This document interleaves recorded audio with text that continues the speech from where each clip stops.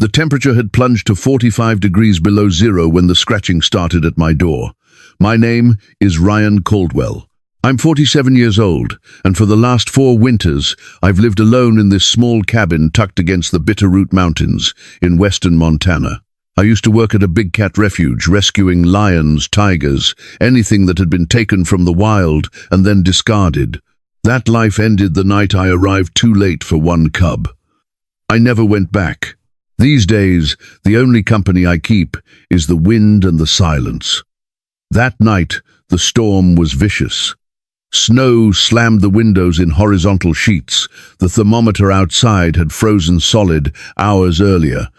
I sat by the wood stove with a lukewarm coffee, staring at nothing, when the sound came sharp, deliberate claws raking the wood.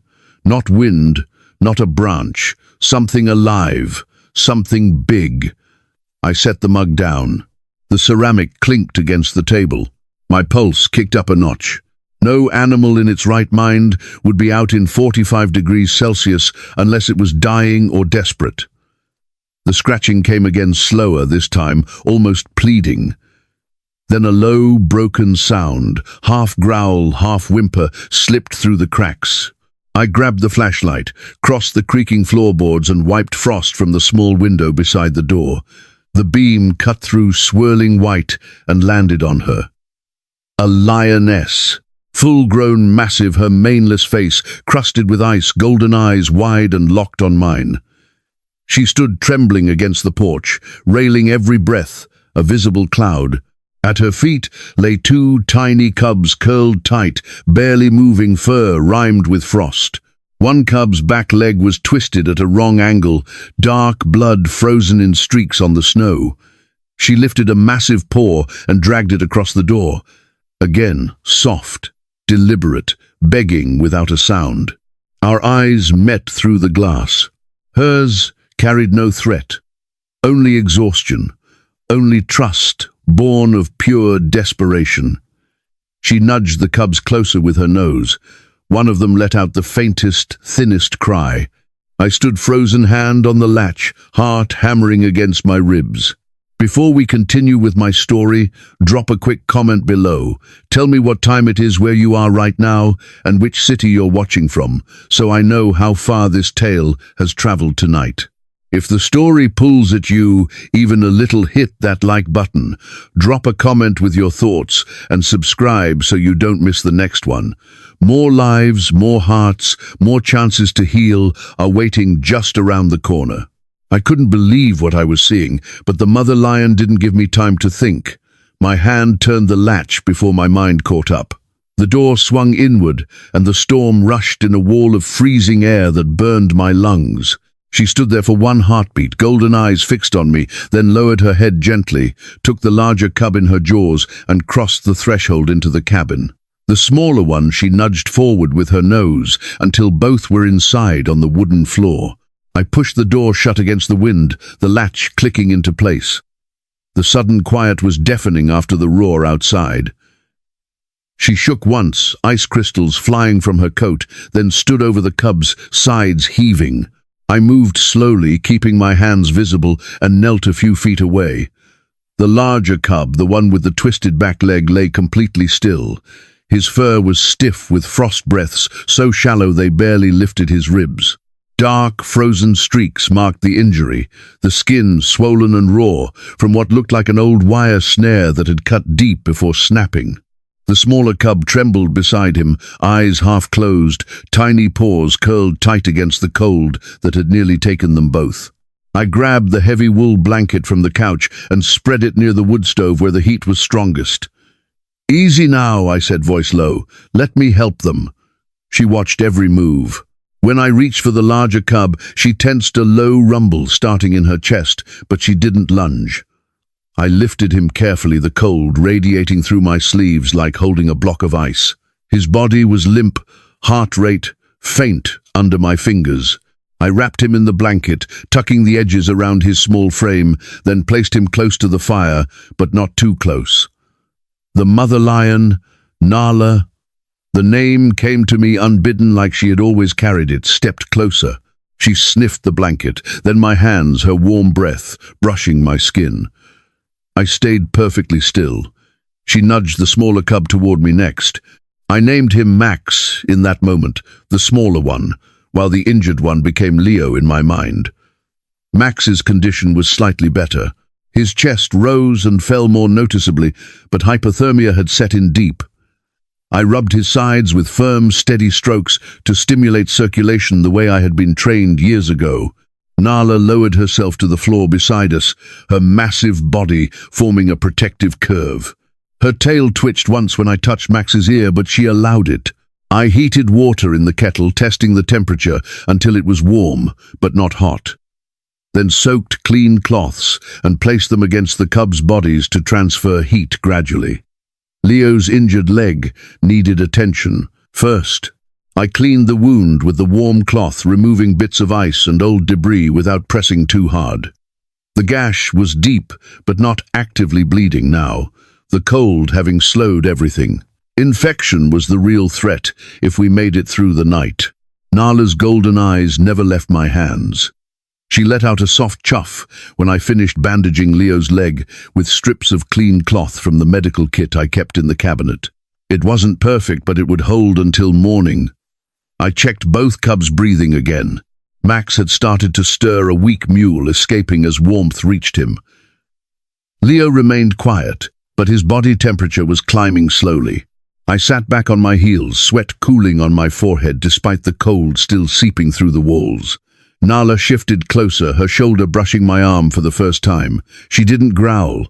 She simply watched me with an intensity that felt like judgment and gratitude at the same time. I reached out slowly and rested my palm on Max's back. She allowed the contact. "You brought them here," I murmured. "You chose this door, out of the entire mountain." She blinked once, slow and deliberate, then rested her head near Leo's wrapped form. The fire popped, sending shadows dancing across her tawny coat. Outside, the storm continued its assault, but inside the cabin, a fragile circle of warmth had formed around the three of them. I added another log to the stove and prepared more warm cloths. Every few minutes, I checked pulses and adjusted the blankets. Nala stayed vigilant, her ears flicking at every small sound from the cubs. When Max lifted his head for the first time and licked at my finger, she made a low, approving sound deep in her throat. The trust was building, one careful movement at a time. I knew the night was far from over, but for the first time in years, I felt something shift inside me, a purpose I thought I had lost.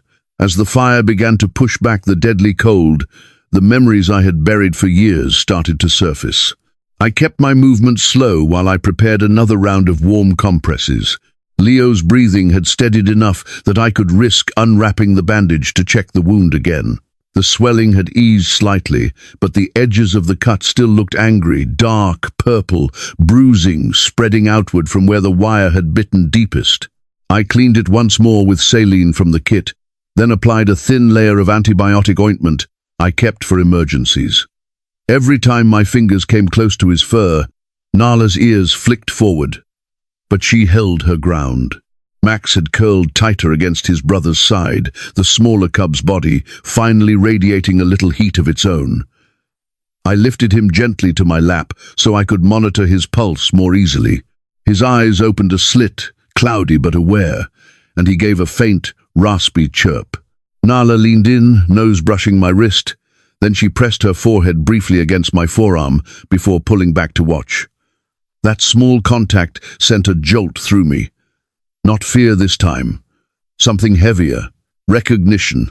3 winters ago, I had knelt on frozen ground just like this, hands shaking while I tried to free a young male cub from a similar snare. He had been smaller than Leo, barely 8 weeks old, eyes already dull from blood loss and shock. I had driven through the same kind of storm that night, radio crackling with updates from the refuge team that never arrived in time. When I finally cut the wire, he was gone. Heart stopped before I could even start compressions. I carried him back to the truck anyway, wrapped in my coat, and sat with him until the cold took the last warmth from his body. I quit the next week. Told myself I wasn't built for it anymore. That some people just arrive too late, over and over. Now here was another cub with the same kind of injury, the same desperate mother standing over him. Except this time, the mother had chosen me. She had walked miles through 45 degrees Celsius to find this one lit window. That fact sat in my chest like a stone I couldn't dislodge. I finished rebandaging Leo's leg, tying the cloth off with a knot that would hold but not cut off circulation. When I set him back on the blanket, Nala immediately began grooming his head with long, careful strokes of her tongue. The sound was soft, rhythmic, almost like a purr but deeper. Max watched, then tried to lift his own head to nuzzle her chin. She accommodated him without pausing her work on Leo. I stayed where I was sitting, cross-legged on the floor, close enough to monitor but giving her space. After a while she shifted so that her flank pressed lightly against my knee. The weight was solid, warm, real. I didn't move away. The storm outside had not let up. Wind rattled the windows, sending fine snow sifting through the cracks around the frame. Inside, though, the air felt different, thicker, with something unspoken. I reached for the kettle again, poured more warm water into a shallow bowl, and dipped a fresh cloth. This time, when I offered it to Leo's injured paw, Nala didn't tense. She simply watched as I gently wiped the area clean once more. I spoke quietly, more to myself than to her. "You're doing everything right. You got them this far. I'm just trying to make sure they stay." She chuffed again, short, low, almost conversational. Then she rested her chin on her paws, eyes still on me but softer now. The pupils had relaxed from tight slits to wide pools of gold reflecting the firelight. I checked Max next. His temperature was climbing steadily. The shivering had stopped. I rubbed his back in slow circles and felt the muscles loosen under my palm. When he rolled slightly toward my hand, seeking more contact, something cracked open inside me. I hadn't touched a big cat with any kind of gentleness in years. After that night with the lost cub, every animal I saw felt like evidence of my failure. I stopped volunteering, stopped answering calls from the refuge, stopped believing I could make a difference. But these two cubs weren't evidence. They were breathing. They were here, and their mother had decided I was worth trusting. I leaned forward and placed my hand flat on Leo's side, feeling the slow rise and fall of his ribs. Stronger now. Not out of danger, but fighting. Nala lifted her head, watched me for a long moment, then lowered it again, pressing her nose briefly to the top of my hand. That was when the fear finally loosened its grip. I wasn't going to lose them. Not tonight. Not again. I added 2 more logs to the stove, banked the coals so the heat would last, then settled back against the wall. Nala adjusted her position so that both cubs were tucked against her belly, her tail draped over them like a shield. Her breathing slowed, matching theirs, deep, even calm. I kept watch. Every 15 minutes I checked, temperatures adjusted, blankets listened to heartbeats. The hours passed in small, careful increments. Outside, the storm howled on, but inside the cabin, the 3 of them formed a quiet island of warmth and trust. For the first time in years, I didn't feel like I was arriving too late. The peace inside the cabin didn't last long. Headlights cut through the blizzard like knives. Twin beams sliced across the frosted window, steady and deliberate, growing brighter until they flooded the room in harsh white. I froze, mid-motion, hand still on the edge of the blanket. Nala's head snapped up, ears, rigid pupils, narrowing to slits. She rose to her feet in one fluid motion, positioning herself squarely between the cubs and the door. A low rumble built in her chest, not the soft chuff she had used earlier, but something deeper, warning. I moved to the window, keeping low. Through the swirling snow, I could make out the shape of an ATV engine idling rough against the wind. 2 figures climbed off heavy coats, crusted white rifles slung across their backs. They trudged toward the porch boots, crunching through fresh drifts. One carried a spotlight. The other held a long metal rod, probably a pry bar. I recognized the silhouettes even before they reached the steps. Travis and Brody Whitaker. Brothers who ran a side business nobody talked about openly. They didn't hunt for sport or meat. They trafficked big cats, mostly cubs taken young sold to private collectors or underground breeders. The refuge had lost animals to them before. I had seen the empty enclosures, the reports filed, and then quietly dropped when evidence disappeared. They stopped at the door. Travis, the taller one, pounded, once hard, authoritative. "Caldwell, open up. We know you're in there." I didn't answer right away. I glanced back at Nala. She hadn't moved, body coiled, tail lashing once. Leo stirred under her, a weak sound escaping. Max pressed closer to her side. Another pound. We followed the blood trail straight to your porch. "Big female, 2 cubs. They're ours. Hand them over and we'll be gone." Brody's voice came next, higher-edged with impatience. "Storm's bad man. Don't make this harder than it needs to be. We tracked them for hours. That female's worth a lot on the right market. The cubs even more." I stepped closer to the door, but kept my voice low enough that it wouldn't carry outside. "You're on private property.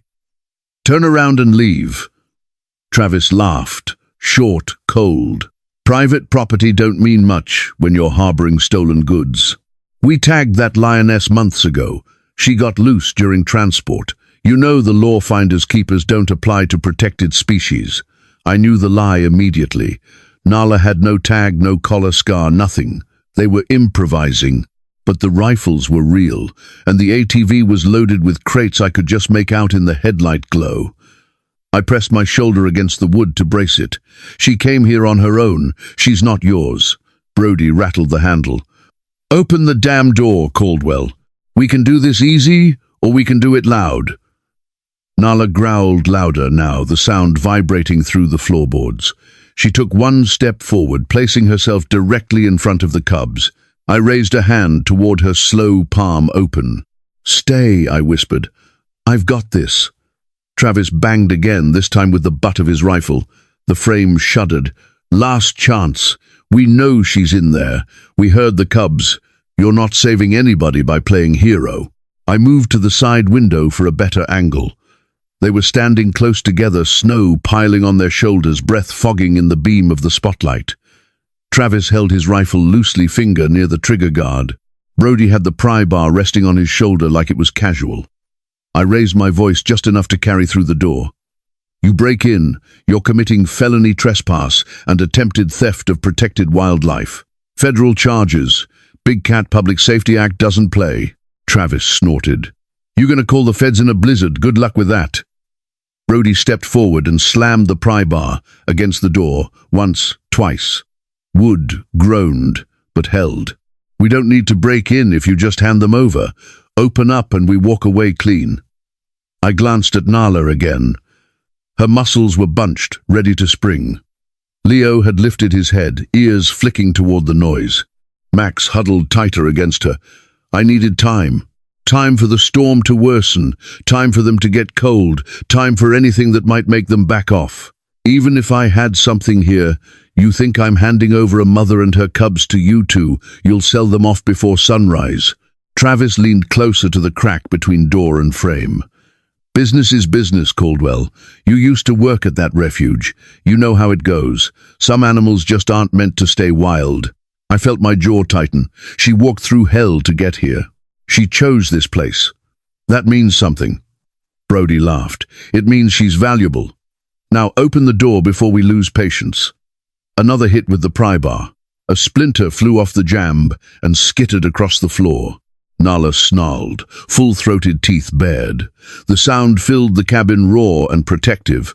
I stepped directly in front of the door, planting my feet. "You're not getting in. Not tonight. Not ever." Travis's voice dropped lower. "We'll see about that." They conferred in low tones, words lost in the wind. Then Brody stepped back and raised the spotlight, sweeping it across the windows. Light flashed over Nala's form. She didn't flinch, just narrowed her eyes against the glare. Travis pounded once more. "You've got 5 minutes, Caldwell. After that we come through whether you like it or not." I didn't respond. I backed away slowly, keeping my body between the door and the lions. Nala stayed where she was, a living wall of fur and fury. The cubs had gone quiet, sensing the shift in the air. Outside, the ATV engine revved once, testing, threatening. Headlights stayed fixed on the cabin, like eyes that wouldn't blink. I knew 5 minutes wasn't much, but it was something. Enough to think, enough to plan, enough to stand my ground. The clock was running. The first heavy blow shook the entire frame, and I knew words were no longer enough. Wood cracked under the pry bar's next strike. Splinters sprayed across the floor like shrapnel. Nala surged forward, one step, lips peeling back from her teeth in a silent snarl. I grabbed the iron poker from beside the stove, long, heavy, still warm from the coals, and held it low, not raised yet, but ready. Travis's voice came through the widening gap. "You're making a mistake, Caldwell. Last chance to step aside." I planted myself in the doorway's path body, blocking their view of the lions. "You're the ones making the mistake. Back off now." Brody swung again. The door bowed inward, hinges groaning. Nala let out a roar that rattled the window's deep, earth-shaking, pure maternal fury. Leo lifted his head weakly, ears flat. Max pressed against her side, trembling. Travis shoved his rifle barrel through the crack. "Move, or I shoot through the door." I swung the poker sideways, metal clanging against the barrel. The rifle jerked upward. A shot cracked into the ceiling plaster, raining down. Nala lunged half a step before I raised my free hand. "No, stay back." She froze, muscles quivering, but obeyed. Travis yanked the rifle back, cursing. "You're dead for that?" Brody laughed, nervous, angry. "He's bluffing. Let's finish it." They retreated for a moment. I heard boots crunching snow, then the sound of something heavy being dragged the gas can from their ATV. My stomach dropped. They were changing tactics. Travis's voice returned closer now. "You want to play hero? Fine. We'll smoke you out. That female and those cubs will come running or burn. Your choice." Liquid sloshed against the outside wall, sharp chemical smell seeping through the cracks. Gasoline. They were dousing the porch and the sideboards. Nala's nostrils flared. She knew danger, even if she didn't understand the word. She herded the cubs tighter against the far wall, body low, ready to shield them with her bulk. I scanned the room fast. The back door was blocked by snowdrifts. Windows too small to climb through with 2 cubs. The only way out was forward through them or down. The old root cellar hatch sat under the rug near the stove. I had used it once to store canned goods. It led to a narrow dirt passage that might exit behind the cabin if the snow hadn't collapsed it. Another splash of fuel, matches scratched outside. I dropped to one knee, yanked the rug aside, and pried the hatch open. Cold earth smell rose up. Nala here. Now. She hesitated, eyes locked on the door. A flame flickered outside the window, orange light dancing across the glass. Travis shouted, "Fire in the hole!" I grabbed a thick quilt from the couch, wrapped it around Leo first, then lifted him. "Come on, girl. Trust me one more time." Nala moved, fast, decisive. She scooped Max in her jaws and followed me to the hatch. I lowered Leo down first, then slid in after him, pulling Nala by the scruff when she paused at the edge. She dropped in beside me, landing soft despite her size. I slammed the hatch shut, just as heat bloomed above us. Flames whooshed across the porch timbers. Smoke poured through floor cracks, thick and black. The cabin groaned, beams expanding in the sudden heat. Down here, it was pitch dark, damp, smelling of soil and old roots. I felt along the wall until my fingers found the narrow passage barely wide enough for Nala's shoulders. "This way," I whispered. "Stay close." She pressed against my leg, breath hot on my thigh. I crawled forward, one arm cradling Leo, the quilt muffling his faint whimpers. Nala followed Max, still in her jaws, her body scraping dirt from the sides. The passage sloped down slightly, then leveled. Smoke followed us, stinging my eyes, burning my throat. Behind us the fire roared louder. Boards cracked overhead. Something heavy fell abeam, maybe shaking dirt from the ceiling onto my back. I kept moving. The passage opened into a small dugout space. Old storage shelves rotted, a few jars, shattered long ago. A narrow vent pipe led upward, crusted with frost. I pushed at it. Snow cascaded in cold and welcome after the heat above.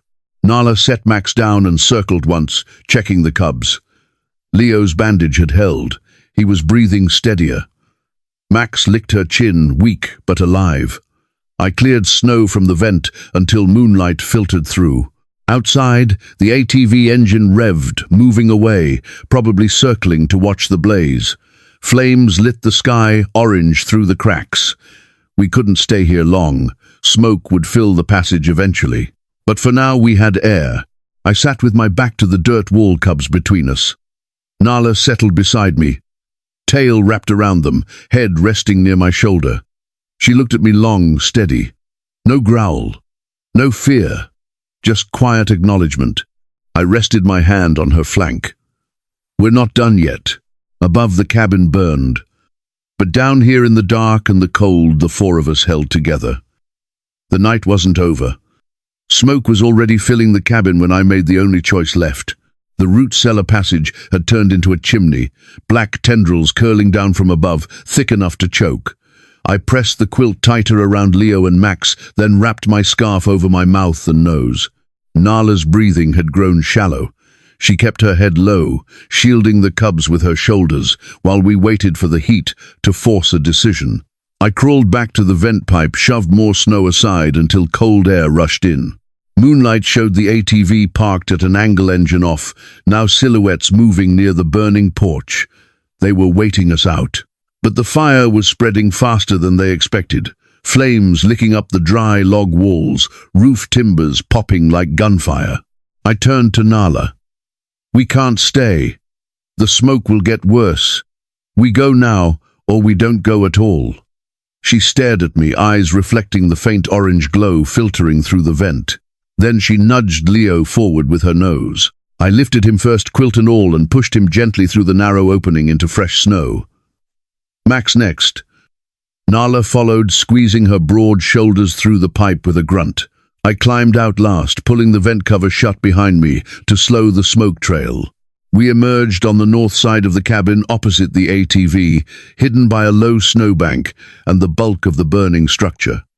Heat rolled off the house in waves. Sparks swirled upward like fireflies. Nala shook snow from her coat and immediately checked the cubs, licking their faces, nudging them to move. Leo tried to stand, but his bandaged leg buckled. I scooped him up again, cradling him against my chest. We needed distance. The snow was deep, but wind packed in places. I pointed toward the tree line 50 yards away, dense firs that might offer cover.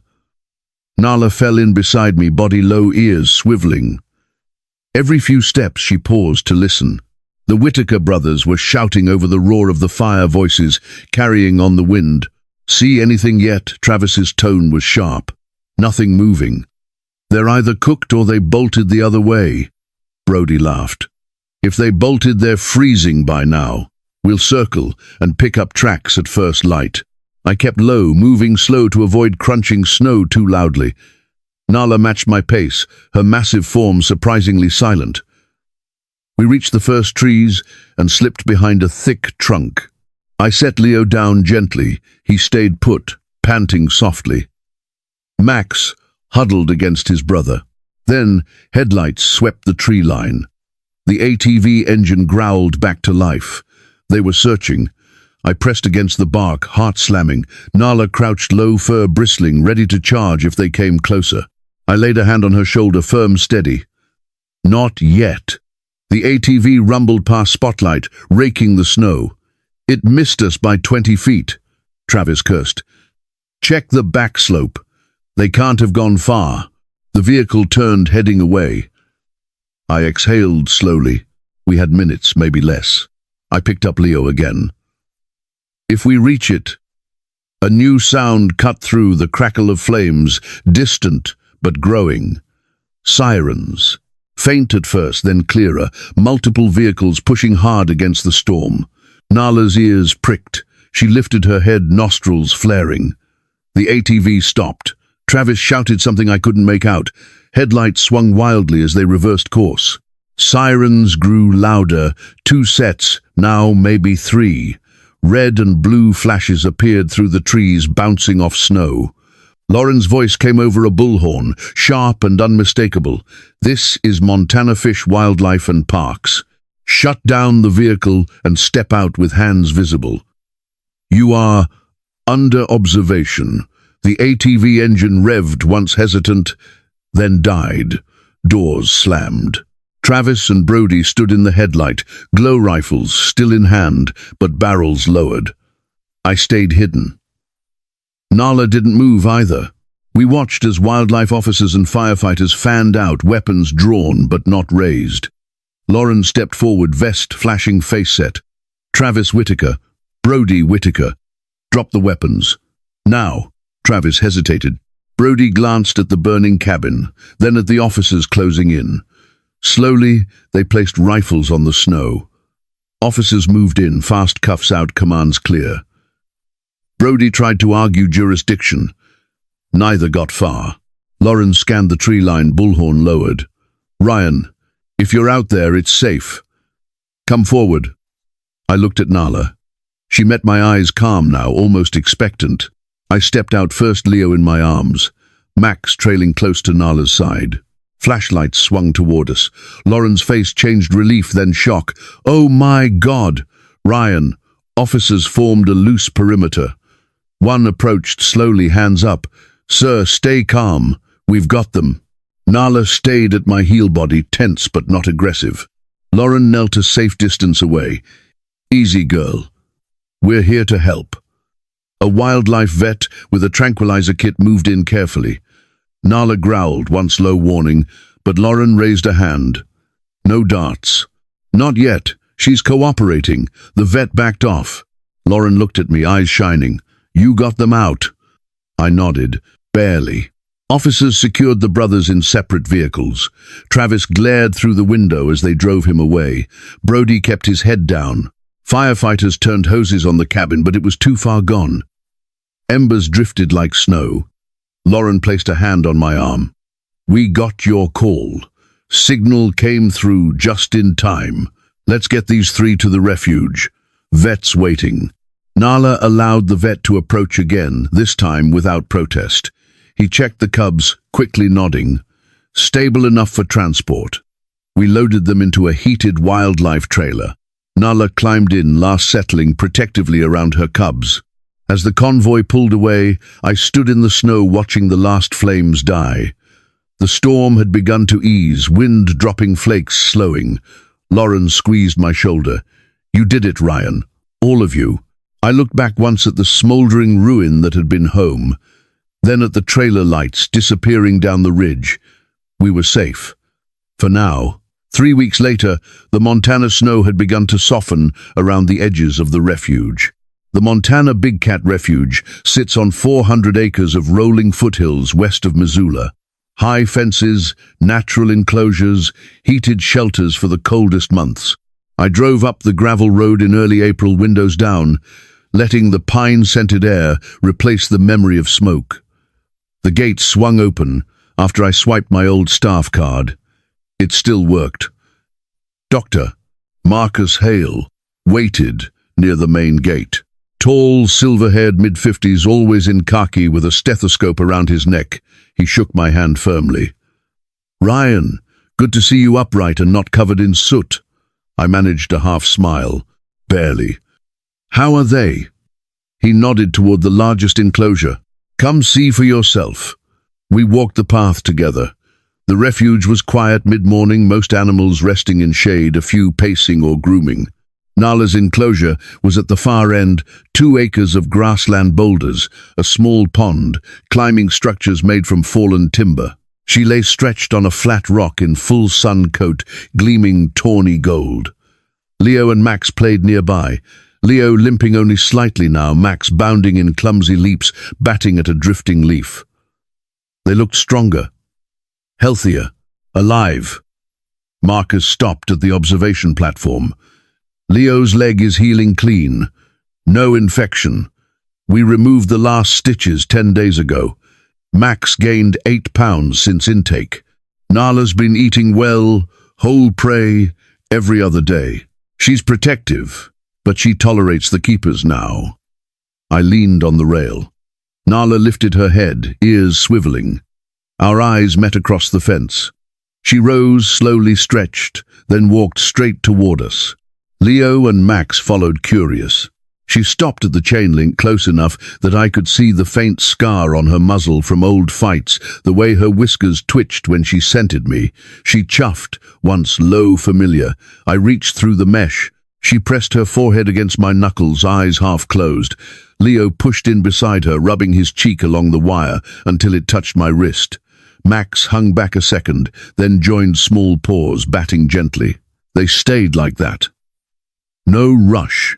No sound, except soft chuffs and the rustle of grass.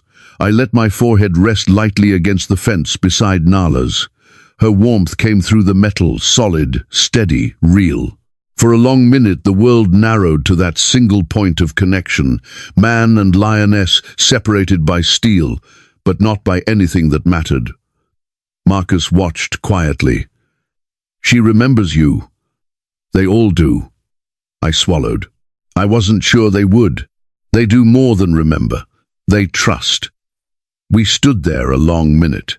Nala eventually turned, nudging the cubs back toward the rock. They settled in a pile of sun-warmed fur. Marcus cleared his throat. We've got a consulting position open, part-time. Health checks, enrichment planning, emergency response. You'd be working with me directly. No pressure to commit full-time. I looked at the enclosure again. I've been thinking about it. Good. Take your time. But the animals here could use someone who knows what it means to show up when it matters. I nodded. I'll let you know soon. We walked back toward the admin building. Inside, Marcus pulled a file from his desk. One more thing, the Whitaker case. He slid the folder across. I opened it. Federal indictment papers. United States, v. Travis Whitaker and Brody Whitaker. Charges violation of the Big Cat Public Safety Act, Lacey Act, interstate transport of protected wildlife, attempted arson to cover evidence, felony trespass, endangerment of protected species. Evidence listed blood trail DNA matching Nala's profile crates in their ATV, containing sedatives and restraint gear. Text messages discussing sale prices for lion cubs, $25,000 each. Sentencing hearing was set for next month. Prosecutors were pushing hard. Travis faced 7 to 10 years. Federal prison Brody, 5 to 8. Both looking at fines, starting at $250,000 each, plus restitution for refuge costs. All equipment seized, ATV, rifles, trailers, civil forfeiture already in process. Lifetime ban on possessing or trading wildlife. Marcus leaned back. They won't walk away from this. The judge is known for throwing the book at big cat traffickers. Public pressure helped. Your statement carried weight. I closed the folder. Good. Outside again, I paused at Nala's enclosure one more time. She was grooming Leo now, tongue rasping over his healed leg. Max sprawled beside them, eyes half shut in contentment. I drove home, my temporary place, a small rental near town, feeling lighter than I had in years. The cabin was gone, but the weight I'd carried since that lost cub 3 winters ago felt different. Not gone, just redistributed. That evening Lauren called. You see the refuge today? Yeah, they're thriving. She laughed softly. Marcus told me you're considering the job. I am. Good. Because we need you. And they need you. I looked out the window at the softening snow. I think I'm ready. We talked a while longer about the cubs' progress, about spring coming, about how one night in a blizzard had changed everything. When I hung up, I sat in the quiet for a long time. The next morning I drove back to the refuge. Marcus was waiting. I signed the consulting agreement, part-time to start. Enough to ease in. Nala watched from her rock as I walked the path. She stood when I approached the fence, chuffed once, then settled again with her cubs. I stayed until closing, watching them move through their space, strong, safe together. For the first time in years, I didn't feel like I was arriving too late. I felt like I belonged. On a quiet spring morning, I stood once more in front of Nala's enclosure. Sunlight filtered through new green leaves, warming the grass inside the fence. The refuge felt alive, birds calling from the pines, distant roars echoing across the valley. I parked in the staff lot and walked the familiar path without hurry. No emergency this time. No storm. Just an ordinary day that felt anything but. Nala was already watching. She lay on her favorite boulder, chin on paws, golden eyes tracking my approach long before I reached the observation rail. Leo and Max were wrestling in a patch of clover, Leo pinning his brother gently, Max wriggling free with mock growls. They froze when they caught my scent. 3 heads turned at once. Nala rose first. She walked straight to the fence, steady and unhurried. Leo followed, limping only a trace now. Max bounded ahead, stopping short when he reached the mesh. I knelt to their level. "Hey," I said softly, "look at you 3. Nala pressed her broad forehead to the chain link. I reached through and rested my palm flat against it. She closed her eyes for a second, exhaling warm breath across my fingers. Leo pushed in beside her, rubbing his cheek along the wire until it touched my wrist. Max hesitated, then copied his brother's small head, bumping my knuckles like he was claiming the contact. They stayed like that. No rush. No sound except soft chuffs and the rustle of grass. I let my forehead rest lightly against the fence beside Nala's. Her warmth came through the metal, solid, steady, real. For a long minute the world narrowed to that single point of connection, man and lioness separated by steel but not by anything that mattered. Lauren appeared on the path behind me. She stopped a respectful distance away, arms folded, smiling quietly. "They've been waiting for you." I straightened but kept my hand on the fence. Nala didn't move away. Lauren stepped closer. "Marcus says you signed on. Part-time for now." "Yeah. Starting next week." She nodded toward the enclosure. "Good, because they're family now." And family shows up. Nala chuffed again, deeper this time, almost conversational. Leo and Max settled at her feet, watching us both. Lauren's voice softened.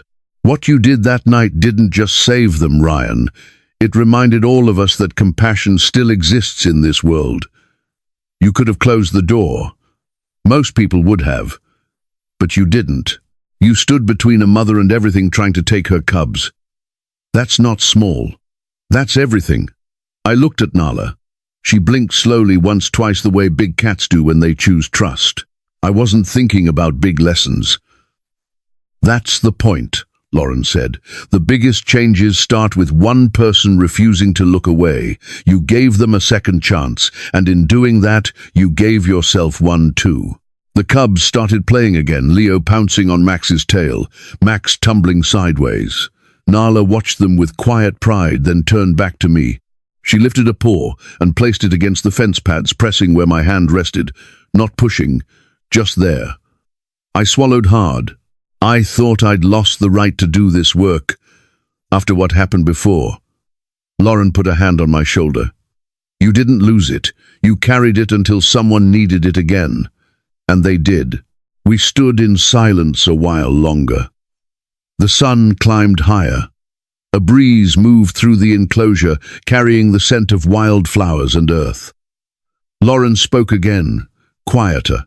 "Every time someone chooses kindness over convenience, over fear, over profit, the wild gets a little stronger. And so do we. That's the real story here. Not just one night in a blizzard. It's what happens after. It's showing up again. And again." I looked at Nala one last time. She held my gaze steady, knowing.